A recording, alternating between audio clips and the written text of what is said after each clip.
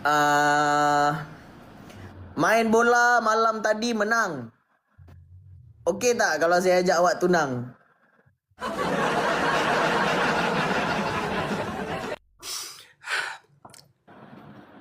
Dia syak gegar untuk kita aja. Boleh aja.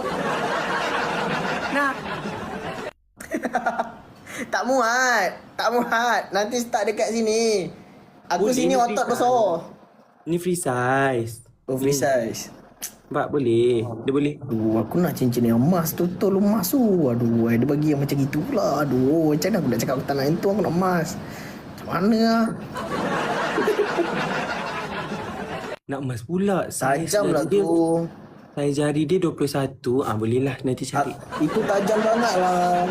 Tak sesuai. Tak tajam. Iqmal, saya lasak. Saya ni lasak. Saya kalau pakai cincin macam itu tajam, pergi dekat orang-orang, balik sekarang, bertarah-tarah badan orang sekarang. Awak nak tanggungjawab ke? Awak gelak-gelak apa? Ini nanti kalau kau masuk rekrut, bagus. Siapa rasa macam nak gatal-gatal tu, kau ambil je itu. Kamu ingat dia orang tu prepaid top up yang kena gores-gores tu? Dia orang tu manusia. Kalau kena luka.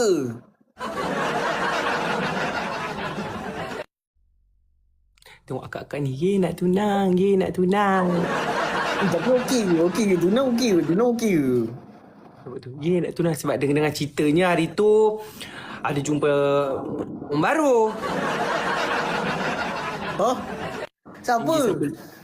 Tinggi 185 lah. Itulah.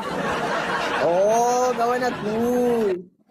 Kawan? Kawan. Namanya orang panggil Jak.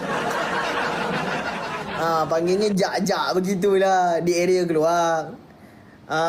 Budaknya umur bawah kita 2 tahun.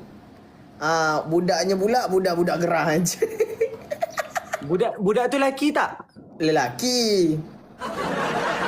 Tapi dia tak macam awak. Awaklah seorang dalam hidup saya. Saya tak ada lah siapa-siapa lagi dalam hidup saya ni. Awak seorang yang saya fight mati-matiannya Saya memang itu saya kat awak. Saya kalau saya Zul Arifin, saya dah buktikan cinta saya kat awak.